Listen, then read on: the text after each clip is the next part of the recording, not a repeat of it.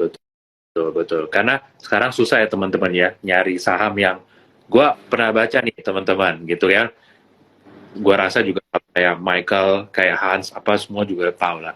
Even Mark Minerva ini kan bilang ya, abis markup dari bearish gitu ya, ada satu sektor yang leading sendirian duluan, bahkan sebelum market itu recover jauh. Nah, perhatiin tuh, itu kemungkinan besar akan jadi sektor yang bagus di next bull rally-nya. Karena kita udah pernah lihat contoh paling simple. Kalau teman-teman ingat tahun 2020 kemarin, pada saat market turun COVID gitu ya, kan tech waktu itu turun juga kan ya, tech turun dulu, Tesla, apa semua turun dulu, Zoom. Tapi begitu marketnya rebound, itu tuh yang tech itu udah jalan duluan. Nah, pemikiran kita kan biasa kan, wah ini berarti saham mahal nih gitu kan, market baru rebound 10%, dia udah 34%, gua yang ini, kita cenderung beli yang laggard kan, malah kan yang ketinggalan. Nah, disitulah biasanya awal miss-nya kita nih gitu. Jadi, sekarang itu sebenarnya ini kan market lagi proses nih ya kan Hans, dari yang nggak enak agak lumayan enak nih udah gitu kan.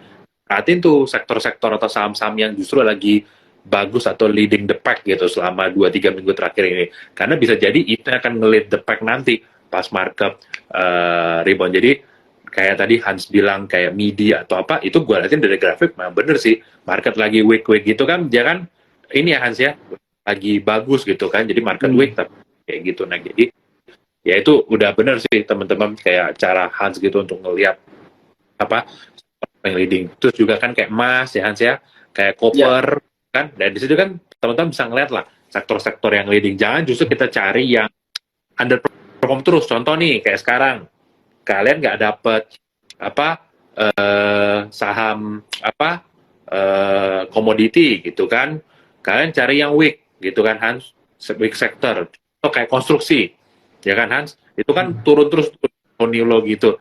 Nah itu jangan dipersepsikan oh berarti ini murah jelek gitu terus. Menurut gua kalian harus pertanyakan justru market sudah rebound aja berapa hari ini, dia masih ngetem di situ aja kayak gitu kan ya kan, atau masuk lagi gitu kan. Setiap ya gue rasa teman-teman pasti pernah punya lah, kita pun mungkin punya lah di portfolio barang yang ISG naik dia nggak naik, ISG turun dia paling cepat turun dibanding yang lain kan.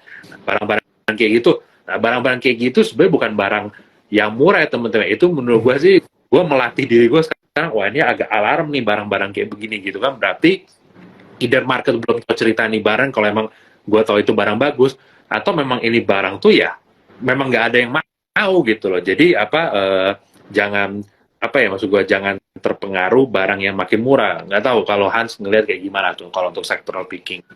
Kalau gue balik lagi, memang gue lebih ke technical build ya, tapi kalau semuanya kita tahu tentang fundamental dikit, sebenarnya membantu kita untuk screening ya, seenggak-enggaknya kita punya stock universe tuh jauh lebih gampang ya. Kayak tadi lu bilang ya, apakah berarti ke infrastruktur jelek? Enggak, ya ada yang bagus juga, tapi memang sorry itu saya flow-nya lagi pada nggak ke sana ya. Nah mungkin kayak lu lihat mungkin sadar nggak sadar, lu lihat kayak Goto sama orang-orang itu udah bete banget, udah nggak ada yang mau sentuh Goto ya. Tapi besok-besok ya, jangan sampai kalau memang misalnya dia ada flow untuk MSCI, orang barusan jam ke sana. Nah sekarang dia lagi murah, dengan ada rumor ini, kalau lu mau manfaatin teknikalnya aja, sebenarnya bisa sih lu masukin ngambil let's say spread berapa persen, sebenarnya masih bisa Bill ya. Nah terus juga kalau makanya tadi kalau kita ngomong yang tech ada yang bagus apa enggak, nah balik lagi nih Bill, kalau sekarang dari kemarin kita sempat ngobrol sama Farul, dia masih ngeliat sebenarnya kayak consumer ini yang ada ruang sebenarnya untuk tahun ini ya, karena sebenarnya untuk saya sebelum pemilu sekitar 2 tahun atau 1 tahun sebelumnya itu somehow untuk yang buying power untuk di ini ya, di consumer ya, yang consumer atau consumer dan cyclical somehow itu mereka ada flow. Nah kalau kita kaitkan tadi buying power nggak bagus ya, yang masih dapat angin segar gara-gara buying power ini kan karena ada UMR yang kemarin kita sempat ini ya Bill ya, tahun lalu. Nah coba kalau kita lihat ya, Bukalapak ya, Bukalapak ini orang masih ngeliat dia sebagai sektor tech ya Bill ya. Tapi Ya. kalau kita lihat sebenarnya kan dia punya warung juga cukup banyak ya. Kalau nggak salah pemerintah itu punya 60 juta UMKM ya. Nah, somehow kayak si Buka itu punya berapa juta gitu bilang. Sebenarnya proxy untuk retail yang kecil-kecil salah satunya ya mungkin di Bukalapak ya. Nah, kenapa kok menarik? Kalau menurut gua pribadi ya, satu dia lebih cepat EBITDA turning positif ya Bill ya. Ya. Harusnya 2023 akhir tahun dia tuh sama-sama si Limited itu udah positif tuh. Dia punya EBITDA. Ya. Nah, sekarang kalau kita lihat produsen mungkin akan suffer karena ada UMR naik ya Bill. Tapi kalau lu lihat dari yang retail-retail kayak Alfamart segala macam ya, sebenarnya mereka kan cuma ngambil spread doang Bill ya. Dia nggak ada kayak resiko harga COGS-nya naik ya. Paling cuma UMR yang naik ya mereka anyway mereka juga ngambil spread ya. Karena kan di pass on langsung ke klien kan atau ke customer kan. Nah, sebenarnya yang punya UMKM siapa lagi? Ya Buka salah satunya. Nah mungkin orang-orang nggak lihat ke sana, tapi gue lihat secara fundamental bagus, secara teknikal sebenarnya dia masih ranging di bawah ya. Anyway dia mau turun kemana lagi gitu ya. Nah ini mungkin yang menurut gue cukup menarik ya. Tapi mungkin yang lain punya view lain nggak masalah. Tapi menurut gue fundamental oke, terus dia juga teknikal masih lumayan oke. Nih. Ya. Terus juga apalagi nih, mungkin kalau kayak dengan ada buying power yang meningkat ini sebenarnya orang-orang kalau yang suffer itu medium high punya kelas ya, sebenarnya medium to low itu biasanya punya duit lebih banyak ya. Since kalau lu lihat Jokowi ini kan lebih banyak rakyat kecil kan. Nah, kalau mereka mulai punya buying power, habitnya orang Indonesia ini biasanya suka kredit, beli barang baru ya. Nah, ini sebenarnya kredit motor bisa jalan nggak? Nah, itu mungkin juga salah satu proxy yang bisa kita lihat sih, Bill. Ya, setuju. Karena ini kan seperti yang kita selalu bahas ya, tahun depan tuh adalah tahun pertama kali ya teman-teman, di mana teman-teman akan dapat combo nih, combo pilpres, pilkada. Jadi disbursement itu harusnya tuh beredar di masyarakat tuh akan naik gitu ya. Jadi kalau tech gue ya Buka tuh strong banget. Kalau gue perhatiin market tech turun di Indonesia, Bukalapak itu 250-nya tuh udah kayak Chinese wall gitu ya, nggak jebol-jebol. Ya, tagline udah jebol sampai kemana-mana dia masih kuat banget di situ tuh. Jadi itu salah satu strength gitu. Nanti begitu market recover harusnya sih dia oke, dan itu nggak mengherankan ya saya, karena basically di valuation dia sekarang kan kita bisa bilang mereka tech company yes, dan mereka juga punya ample cash level kan di situ kan. Jadi ya itu dihargain sama market teman-teman. Terus juga kalau dibilang consumer agree juga, karena balik lagi tesisnya yang tadi teman-teman ya, tahun depan itu money yang akan beredar di masyarakat tuh akan banyak, dan juga balik lagi kita selalu tetap pegang ya kan prinsip bahwa di Indonesia middle to low itu biasa akan recover ya. Tapi kalau kita mau aman juga kita akan betting di high end ya kan Hans ya. Itu yang sport apa segala macam itu harusnya akan doing pretty well. Dan tadi yang Hans bilang kredit-kredit itu juga benar. Ekonomi lagi recover, apalagi kalau dunia nggak jadi resesi Hans ya.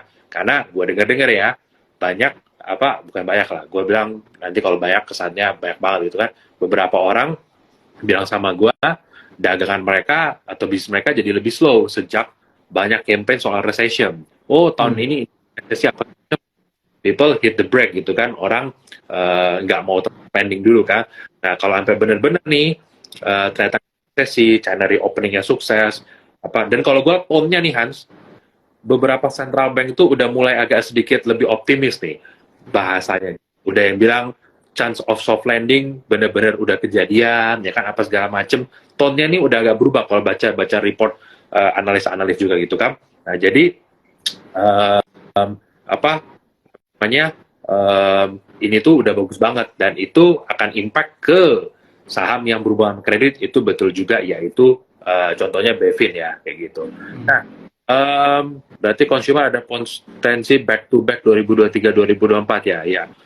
We think so ya Hans ya, kayaknya 2023 ini recover, 2024 even better. Terus ada yang nih, nah ini sudah... mungkin menarik, ini Buka kan kalah jauh dari Tokped dan Shopee. Oke. Tadi kita bilang sebenarnya e-commerce-nya lagi. Kita ngeliat dari dia secara company, Betul. cash level-nya gede banget compare to market cap-nya tuh mungkin yang terbaik lah di antara apa, dia bisa easily berubah pikiran tiba-tiba. Kita nggak pernah tahu suatu hari dia bangun, ownernya bilang kayaknya ganti aja deh bisnis gue gitu dengan cash gue yang banyak kayak gitu, itu You'll never know, dia bisa akuisisi apapun ya Bill dengan duitnya dia. Tapi gini, sebenarnya kalau sedikit soal Bukalapak ya, sebenarnya dari waktu IPO itu mitranya sebenarnya yang dia gaung-gaungkan ya Bill ya. Cuman masalah waktu itu kan mungkin valuasi makin agak tinggi ya Bill ya. Nah, sebenarnya yang Bukalapak buat ini sekarang bukan ke online-nya, lebih ke offline-nya. Dan di offline nanti mau di online-kan sama dia, makanya dia kayaknya masih ada dana juga ya. Nah, terus kalau dari Bukalapak sendiri yang dia serbu itu bukan kota-kota yang kayak kota-kota besar ya, memang dia yang apa tier 2, tier 3 punya kota Bill ya. Kenapa? Ya karena simply memang nggak ada banyak persaingan di sana, makanya dia ngambil ini sebagai chance ya. Tokopedia belum masuk, terus Shopee juga belum masuk. Once itu nanti Tokopedia sama Shopee mau masuk, tapi dia udah masuk duluan. Nah kadang-kadang kalau orang udah masuk duluan, orang tuh malas ganti gitu ya. Nah ini mungkin yang kelihatan, yang orang-orang nggak kelihatan ya.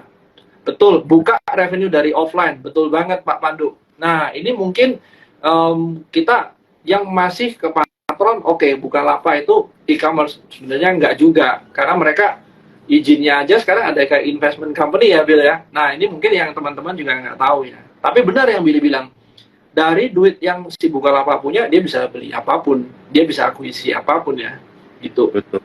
Jadi cash-nya itu teman-teman yang dihitung sama market, menunggu level cash-nya dilihat. Nah, sama nah ini mungkin nih sebelum lupa, minggu kemarin kan apa mungkin gue ada janji ya sama teman-teman apa update. Kemarin gue bilang kan gue mau ke salah satu perusahaan offshore support vessel ya teman-teman ya. Nah, ini gue nggak sebut namanya aja gitu ya, nanti dipikir bukan card company ya gitu ya. Tapi kalau kemarin setelah gue pergi ke sana, itu tone-nya sih bullish banget ya teman-teman ya. 2 bulan lalu rates-nya tuh cuma berapa, sekarang rates-nya tuh udah, bahkan ada yang berani nyewa $13.000 per hari gitu. Kalau Go tuh sekitar 9 ribuan gitu. Dan kapal-kapal itu yang di Asia ini udah pada mulai fully utilize semua, bahkan ditarik ke Middle East semua gitu. Jadi apa harusnya sih offshore support vessel itu harusnya oke ya, outlook-nya tahun ini kalau gue baca forecast-nya, rata-rata forecast tahun ini rate-nya bisa naik ke 17.000 sampai 18.000 teman-teman. Terus ditambah juga apa namanya, dia bilang oil itu jangan pikir oil itu harus naik sampai 150 teman-teman, baru kayaknya investasi dunia oil itu naik. Perlu, justru kalau oil naik terlalu cepat dan tinggi teman-teman, itu akan memancing respon dari pemerintah. Gitu kan, pemerintah manapun nggak ada yang mau lihat oil dengan cepat dari 70 langsung lari ke 150. Contoh aja kayak kemarin oil naik kenceng, didn't ngelakuin apa, rilis SPR, dirilis kayak gitu kan. Jadi justru oil itu ketika 80 sampai 100 stabil atau paling mentok 100 sampai 120 situ aja, itu katanya justru itu yang akan bikin investment banyak di dunia oil gitu. Jadi dan banyaknya investment di dunia oil nanti harusnya kita akan lihat rates-nya ini akan naik ya tahun ini ya. Dan kalau kita tanya-tanya pun dalam 2-3 tahun ke depan harusnya nggak akan ada supply baru di dunia offshorean ini. Dan bahkan ada salah satu offshore gede nih, gue lupa di Eropa, di negara mana, namanya Front ya gitu ya, itu baru aja kayak lagi collapse, 40 offshore support vessel-nya sekarang lagi dijual-jualin kayak gitu. Jadi supply bisa dibilang terbatas, dan even the biggest player in the world, Tidewater, bilang mereka nggak akan build vessel sampai kalau mereka hitung tarif bisa 38.000 baru. Wah, kalau tarif 38.000 sih harga saham OSV di Indonesia ya ikut aja lah, nggak usah sampai 30. Wah, itu sih multi bagger teman-teman, bisa naik berapa kali lipat